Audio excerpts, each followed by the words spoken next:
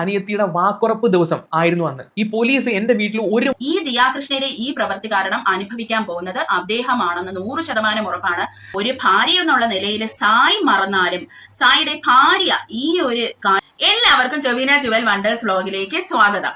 പ്രിയ സുഹൃത്തുക്കളെ, ഇന്ന് ഞാൻ സംസാരിക്കാൻ വന്നതുണ്ടല്ലോ, ഈ എല്ലാം തികഞ്ഞുവെന്ന് സ്വയം ചിന്തിച്ച് നടക്കുന്ന കുറച്ച് ആൾക്കാരുണ്ട്. അതിൽപ്പെട്ട ഒരാളെ കുറിച്ച് സംസാരിക്കാനാണ് വന്നത്. അതാണ് നമ്മുടെ ദിയാകൃഷ്ണ എന്ന് പറയുന്നത്. അതായത് പുള്ളിക്കാരിയുടെ കണ്ണിൽ പുള്ളിക്കാരി വലിയൊരു ബിസിനസ് വുമൺ ആണ്. എന്നാൽ ബിസിനസിന്റെ ABCD അറിയാതെ ബിസിനസ് ചെയ്യുന്ന ഒരു സ്ത്രീയാണ് ദിയാകൃഷ്ണ എന്ന് ഞാൻ പറയും. അതിന്റെ പല കളികളും നമ്മൾ മുമ്പൊക്കെ കണ്ടതാണ് അല്ലെ. ആദ്യം തന്നെ നമ്മുടെ സിജോയ്ക്കും വൈഫിനും എല്ലാവിധ ആശംസകളും നേരുകയാണ്. സിജോയുടെ വെഡിങ് റിസപ്ഷന്റെ സമയത്ത് നോറ സിജോയുടെ മുഖത്ത് കൊണ്ട് കേക്ക് തേക്കുന്നുണ്ട്. അതുമായി ബന്ധപ്പെട്ട് ഒരു വീഡിയോ എല്ലാവരും തന്നെ ഇപ്പൊ കണ്ടിരിക്കും. അതിനുശേഷം സിജോയൊക്കെ തിരിച്ച് നോറയുടെ മുഖത്തുമൊക്കെ തേച്ചു. അവിടെ നോറ എന്തുകൊണ്ടാണ് തേച്ചതെന്ന് വെച്ചാൽ നോറയുടെ ബർത്ത്ഡേക്ക് സിജോ ഇതുപോലെ ഒരു കാര്യം ചെയ്തത് കൊണ്ടാണ് അങ്ങനെ ചെയ്തത്. ഇപ്പൊ ഇവിടെ എനിക്ക് ഇതിനെ പറ്റി പറയാനുള്ളതെന്ന് വെച്ചാൽ ഞാൻ 1980s ഒരു കിഡാണ്. അതുകൊണ്ട് തന്നെ ഞാൻ ഇങ്ങനെയുള്ള കാര്യങ്ങളൊന്നും പ്രോത്സാഹിപ്പിക്കുന്ന ഒരാളല്ല.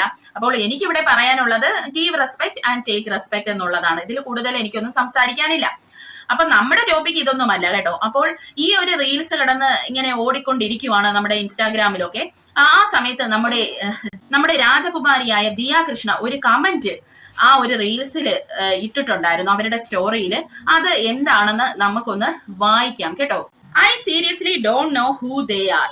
അതായത് പുള്ളിക്കാരിക്ക് അറിഞ്ഞുകൂടെ ഇവറ്റകളൊക്കെ ആരാണെന്ന്. അതായത് പുള്ളിക്കാരി വലിയ രാജകുമാരികളാണല്ലോ. ഈ രാജകുമാരികൾക്ക് അധികം പ്രജകളെ അറിയണമെന്നില്ല, അതുകൊണ്ടാണേ. But if someone did that to my man, അതായത് ഈ ഒരു പ്രവൃത്തി ഈ രാജകുമാരിയുടെ ഹസ്ബൻഡിന് ആരെങ്കിലും ചെയ്താൽ, അതായത് ഈ കേക്ക് ഹസ്ബൻഡിന്റെ മുഖത്താണ് തേച്ചിരുന്നെങ്കിൽ on their special day he or she won't leave another day to eat cake. അതായത് അവനായാലും അവളായാലും പിന്നെ ഒരു ദിവസം കാണില്ല, ഇങ്ങനെ കേക്ക് കഴിക്കാൻ ഒരു ദിവസം അവർ കാണില്ല എന്നാണ് നമ്മുടെ ദിയാകൃഷ്ണ കുറിച്ചിരിക്കുന്നത്. ഒരു സ്ത്രീ എന്നുള്ള നിലയിൽ എനിക്ക് ഇവിടെ പറയാനുള്ളത്, അവരുടെ ഹസ്ബൻഡിന്റെ അടുത്ത് ഉള്ള ഒരു സ്നേഹമാണ് അവർ കാണിച്ചതെന്നാണ് എനിക്ക് പേഴ്സണലി പറയാനുള്ളത്. അതായത് അത്രത്തോളം അവരെ ഹസ്ബൻഡിനെ അവർ സ്നേഹിക്കുന്നുണ്ട്. പിന്നെ അങ്ങനെ ഒരു സ്പെഷ്യൽ ഒക്കേഷന് ഇങ്ങനെ ആരെങ്കിലും കാണിച്ചാൽ അവർ നല്ലത് കൊടുക്കും എന്നുള്ള രീതിയിലാണ് ഒരു സ്ത്രീ എന്നുള്ള നിലയിൽ എനിക്കിത് മനസ്സിലാക്കാൻ സാധിച്ചത്. എന്നാൽ ഇതിന്റെ മറുവശം നമുക്ക് നോക്കിയാൽ, അല്ലെങ്കിൽ ദിയാകൃഷ്ണയുടെ ഒരു ക്യാരക്ടർ വെച്ച് നമുക്ക് നോക്കിയാൽ, ദിയാകൃഷ്ണയുടെ മുമ്പത്തെ ബിസിനസ്സുമായി ബന്ധപ്പെട്ട് അവരുടെ പ്രോഡക്ട്സ് എടുത്ത് വെച്ച് അതിന് ക്വാളിറ്റി ഇല്ല എന്നും പറഞ്ഞ് വീഡിയോ ചെയ്ത പല യൂട്യൂബേഴ്സിന്റെയും വീഡിയോയുടെ അടിയിൽ ഇവരുടെ PR ടീം തന്നെ വന്നിട്ട് തെറി വിളിക്കുന്നുണ്ടായിരുന്നു. അത് മാത്രമല്ല നമ്മുടെ അനന്തു തന്നെ അതിനൊരു എക്സാമ്പിൾ ആണ്. അനന്തു ഒരു വീഡിയോ ചെയ്തതെന്നും പറഞ്ഞ് അദ്ദേഹത്തിന്റെ വീട്ടിൽ പോലീസിനെ പറഞ്ഞയച്ച ഒരു വ്യക്തിയാണ് നമ്മുടെ ദിയാകൃഷ്ണ എന്ന് പറയുന്നത്. അതുകൊണ്ട് തന്നെ ഇത് ഒരു സാധാരണ കാര്യമായി നമുക്ക് എടുക്കാൻ സാധിക്കില്ല. ഇതൊരു ത്രെറ്റ് ആണ്. അതായത് ഇൻഡയറക്റ്റ്ലി എന്റെ ഹസ്ബൻഡിന്റെ മുഖത്താണ് ഇങ്ങനെ തേച്ചിരുന്നെങ്കിൽ ഞാൻ അങ്ങ് തട്ടും എന്നുള്ള രീതിയിൽ ഇൻഡയറക്റ്റ്ലി ആണ് ഈ മെസ്സേജ് എന്ന് പറഞ്ഞിരിക്കുന്നതെന്നാണ് എനിക്ക് ഇത് മനസ്സിലായത്. എനിക്കിവിടെ പറയാനുള്ളത്, ഈ കേക്ക് മുഖത്ത് തേക്കുന്ന ഒരു വ്യക്തി കാണുമല്ലോ, അവർക്കും ഇങ്ങനെ പല ആളുകളും കാണും, അവരെ സ്നേഹിക്കുന്ന പല ആളുകളും അവർക്കും കാണും എന്നുള്ളതും കൂടെ ദിയാകൃഷ്ണ ഒന്ന് ചിന്തിച്ചിരിക്കണം. പിന്നെ നമ്മൾ രാജഭരണത്തിൽ നിന്നൊക്കെ തിരിച്ചിറങ്ങേണ്ട സമയമൊക്കെ കഴിഞ്ഞു. ഇത് 2025 ആണ്. ഇപ്പോഴും ഞാനെന്ന ഭാവവും വെച്ച് നടക്കുന്നത് അത്ര ശരിയാണെന്ന് എനിക്ക് തോന്നുന്നില്ല കേട്ടോ. പിന്നെ വേറൊരു കാര്യം എന്ന് പറഞ്ഞാൽ, ഇവരെ തന്നെ പറയുന്നുണ്ട് ഇവർക്ക് ഇതാരാണെന്ന് അറിയത്തില്ല എന്നുള്ളത്. അങ്ങനെയാണെങ്കിൽ പിന്നെ എന്തിനാണ് അതിന്റെ അടിയിൽ പോയി കമന്റ് ചെയ്തതെന്ന് മനസ്സിലാവുന്നില്ല. ഒരുപക്ഷെ പ്രജകളല്ലേ, അതുകൊണ്ട് കമന്റ് ഇട്ടതായിരിക്കാം. എന്തായാലും നമുക്കിനി അടുത്ത ടോപ്പിക്കിലോട്ട് പോകാം. ഇനി അടുത്ത ഒരു പ്രശ്നം എന്ന് പറയുന്നത്, നമ്മുടെ സായി കൃഷ്ണ തന്റെ വൈഫിന് ഒരു ഫ്രഞ്ച് കിസ് കൊടുത്തു. അതെ പ്രിയ സുഹൃത്തുക്കളെ, ഫ്രഞ്ച് കിസ് കൊടുത്തു. അതായത് നമ്മുടെ ബിഗ് ബോസിലും സായി കൃഷ്ണ അങ്ങനെ ചെയ്തിട്ടുണ്ടായിരുന്നു. നമുക്ക് ആ ഒരു വീഡിയോ കണ്ടിട്ട് വരാം, എന്നിട്ട് ബാക്കി സംസാരിക്കാം കേട്ടോ.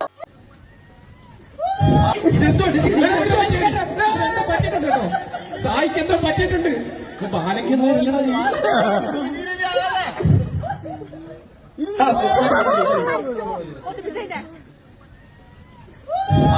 ഡിയർ ഫ്രണ്ട്സ്, ഫ്രണ്ട്സ്, ഇതൊരു തെറ്റായി കണ്ടിട്ട് അതിന്റെ ഇടയിൽ കുറെ ആൾക്കാർ വന്ന് ഇവരെ തെറി വിളിക്കുന്നുണ്ട്. ഈ സായിനെയും വൈഫിനെയും ഒക്കെ തെറി പറഞ്ഞ് കുറെ ആൾക്കാർ കമന്റ് ചെയ്തിട്ടുണ്ടായിരുന്നു.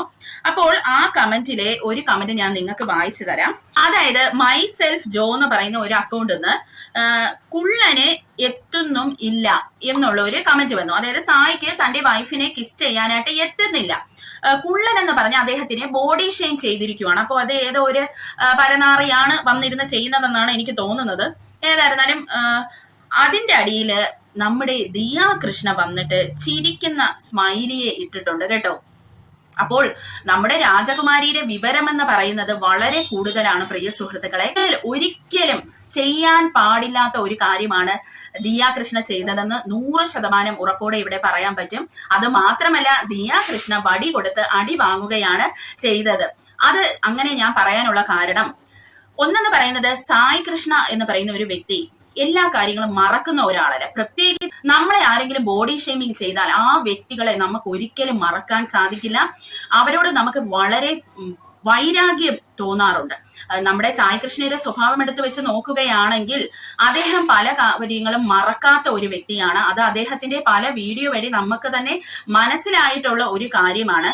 അത് മാത്രമല്ല, ഇവിടെ ദിയ കൃഷ്ണ മറന്നുപോയ ഒരു കാര്യമുണ്ട്. സായിക്ക് ഒരു വൈഫ് ഉണ്ട് എന്നുള്ളത്. അപ്പോൾ ഒരു ഭാര്യ എന്നുള്ള നിലയിൽ സായി മറന്നാലും സായിയുടെ ഭാര്യ ഈ ഒരു കാര്യം മറക്കുമെന്ന് എനിക്ക് പേഴ്സണലി തോന്നുന്നില്ല, ഒരു സ്ത്രീ എന്നുള്ള നിലയിൽ. അത് മാത്രമല്ല, ഇത് ആദ്യമായല്ല നമ്മൾ ദിയ കൃഷ്ണ ചെയ്യുന്നത്. നമ്മുടെ അനന്തുവിന് ദിയ കൃഷ്ണ ഒരു പേരിട്ടിട്ടുണ്ടായിരുന്നു, ഞരമ്പൻ അല്ലെങ്കിൽ ഞരമ്പ് രോഗി എന്നുള്ള രീതിയിൽ അദ്ദേഹത്തിനെയും ദിയ കൃഷ്ണ ഇങ്ങനെ പറഞ്ഞിട്ടുണ്ടായിരുന്നു. അപ്പോൾ ഇത് പുള്ളിക്കാരിയുടെ ഒരു സ്ഥിരം ഏർപ്പാടാണ് എന്നുള്ളതാണ് സത്യം. ഇവിടെ ദിയ കൃഷ്ണ വടി കൊടുത്ത് അടി വാങ്ങിയെന്ന് ഞാൻ പറയാൻ വേറൊരു കാര്യം കൂടിയുണ്ട് പ്രിയ സുഹൃത്തുക്കളെ. അതായത് നമ്മുടെ ഹൃതിക് റോഷൻ, അദ്ദേഹത്തിനെ ഇഷ്ടമില്ലാത്ത ആൾക്കാര് കാര്യങ്ങൾ കണ്ടെത്തി അദ്ദേഹത്തിനെ ബോഡി ഷെയിം ചെയ്യാറുണ്ട്. അതിലെ ഒരു ബോഡി ഷെയിമിംഗ് ആണ് അദ്ദേഹത്തിന് 6 വിരല് ഉണ്ട് എന്നും പറഞ്ഞ് അദ്ദേഹത്തിനെ ബോഡി ഷെയിമിംഗ് ചെയ്യാറുണ്ടായിരുന്നു. അതുപോലെയാണ് ഇവിടെ സംഭവിക്കാൻ പോകുന്നത്. അതായത് നമ്മുടെ ദിയ കൃഷ്ണയുടെ ഹസ്ബൻഡ് എന്ന് പറയുന്നത് നല്ല ഹാൻസം ആയിട്ടുള്ള ഒരു മാനാണ്. അദ്ദേഹത്തിന് നമുക്കൊരു തെറ്റുകുറ്റങ്ങളും പറയാൻ ഇല്ല. പക്ഷെ ഇനി ഈ ദിയ കൃഷ്ണയുടെ ഈ പ്രവൃത്തി കാരണം അനുഭവിക്കാൻ പോകുന്നത് അദ്ദേഹമാണെന്ന് 100% ഉറപ്പാണ്. കാരണം ഓൾറെഡി ദിയ കൃഷ്ണ ഇപ്പോൾ നന്നായിട്ട് തന്നെ ഹെയ്റ്റ്രെഡ് വാങ്ങി കൂട്ടിയിട്ടുണ്ട്. അതുകൊണ്ട് തന്നെ ആ ഹെയ്റ്റ്രെഡ് മൊത്തം ഇനി ദിയ കൃഷ്ണയുടെ ഹസ്ബൻഡിലേക്ക് പോകും. ഓൾറെഡി ഇവിടെ ദിയ കൃഷ്ണ പറഞ്ഞിട്ടുണ്ട്, തന്റെ ഹസ്ബൻഡിന്റെ മുഖത്താണ് ഇങ്ങനെ ഒരു കേക്ക് തേച്ചിരുന്നെങ്കിൽ അയാള് നാളെ കേക്ക് കഴിക്കാൻ കാണത്തില്ലായിരുന്നു. അപ്പോൾ അവിടെ നമുക്കറിയാം how much she protects her husband എന്നുള്ളത്, അല്ലേ?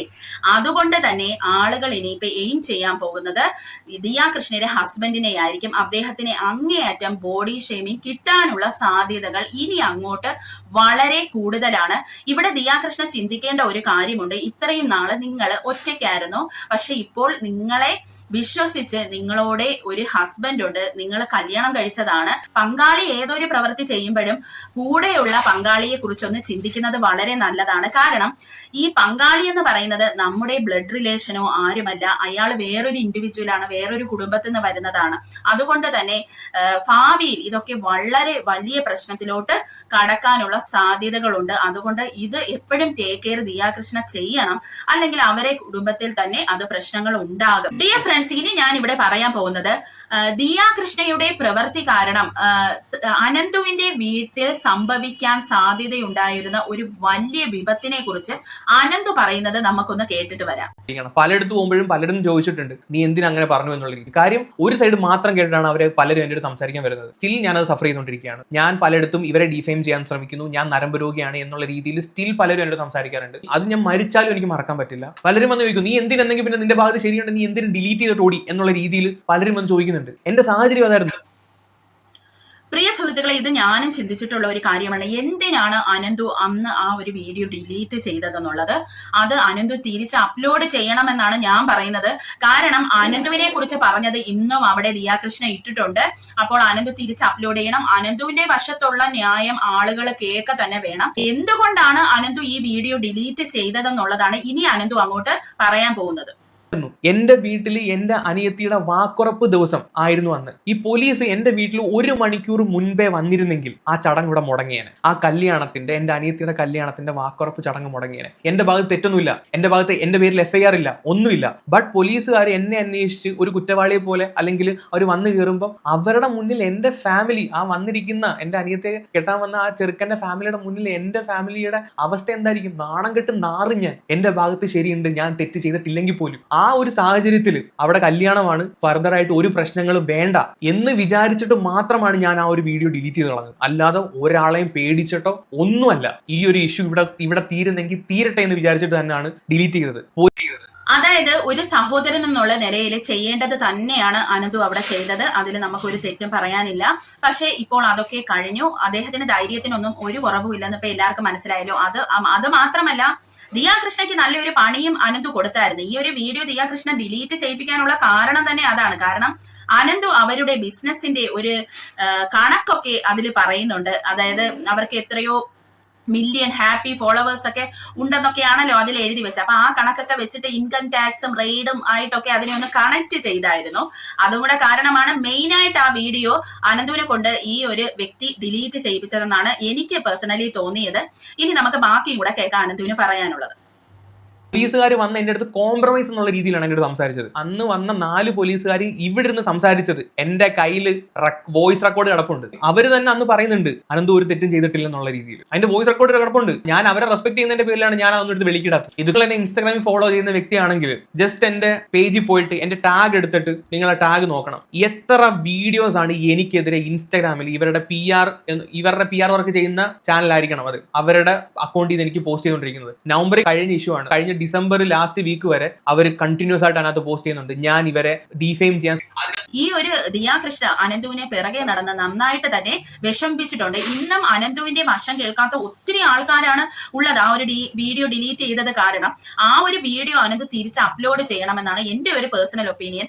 ആരെയാണ് ഭയക്കേണ്ടത്? ഇവരെന്തായിരുന്നാലും പ്രൈം മിനിസ്റ്റർ ഒന്നും അല്ലല്ലോ നമ്മളങ്ങ് ഭയക്കാൻ.